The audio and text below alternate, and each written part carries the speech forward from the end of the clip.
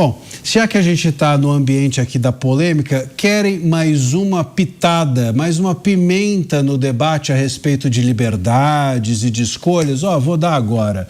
A gente vai falar do Vietnã, porque o Vietnã planeja obrigar as plataformas de redes sociais a impedir que usuários menores de 16 anos publiquem conteúdo, comentem ou reajam a postagens. O país se junta a outros que limitam o uso de redes sociais por menores. A gente lembra aqui que o Vietnã é governado por um sistema de partido único, liderado pelo Partido Comunista do Vietnã, único partido autorizado a governar.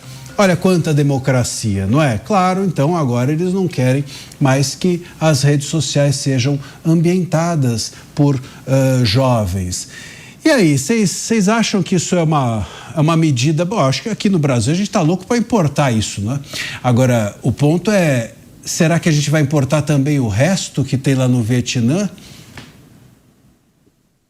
Mas, Marcelo, essa regulação de rede, e falo aqui como quem dá aula de mestrado em Direito Digital, é a minha área, estou publicando um livro sobre isso, não é privativo só do Vietnã, não. A Espanha tem um estudo sobre isso, a Inglaterra já apresentou bastante leis limitativas. A Espanha também, que é de esquerda, né? Nós tivemos uma interferência direta no X, antigo Twitter. A Alemanha já impôs bastante restrições ao Google. É uma preocupação muito maior. A gente tem basicamente 3 modelos hoje de regulação de mídia social.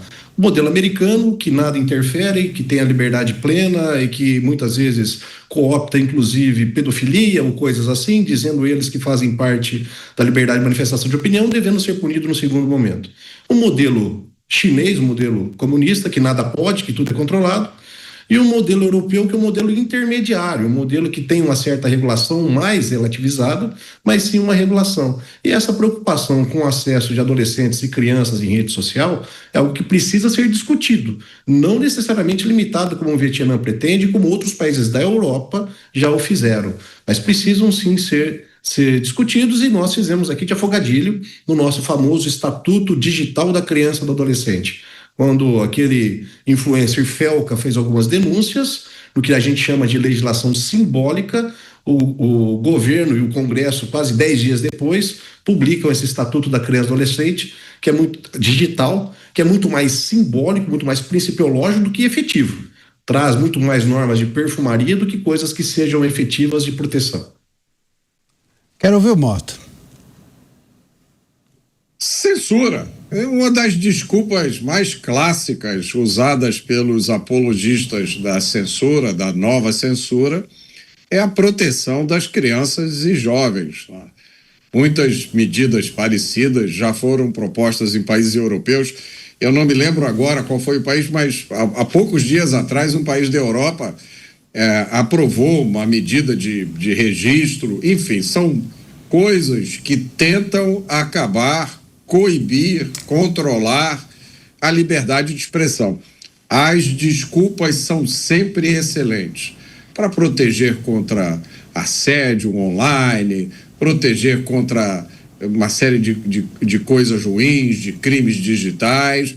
As desculpas, como sempre que o governo se move para tirar a liberdade, ele nunca diz que eu estou tirando a liberdade para poder controlar melhor você, ou para poder ir atrás de você quando você der uma opinião que eu não gostar, ou quando você participar de alguma manifestação que eu considerar que seja antidemocrática. É lógico que eles não dizem isso, né?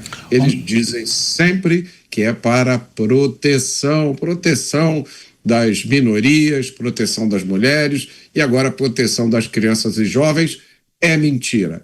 Isso é censura disfarçada, é uma forma de controlar a livre expressão. Isso está ocorrendo agora porque essa geração de políticos, né? Tanto os políticos da Europa quanto de vários outros países, é uma geração analógica. Eles estão se sentindo profundamente ameaçados pelas redes sociais. É um mundo novo que eles não conhecem, que eles temem, porque eles não conseguem controlar. Então, o remédio para eles é botar uma chave na porta e eles vão ficar com a chave. Ô, Mota, mas você não acha? Porque, veja, como é que eu encaro as redes sociais? Eu encaro da seguinte maneira: as redes sociais, elas são empresas privadas, né? Mas elas têm um efeito público naquilo que elas propagam, né? Tanto que, enfim, circula por ali a liberdade de expressão, que é o interesse de todos nós, o interesse coletivo.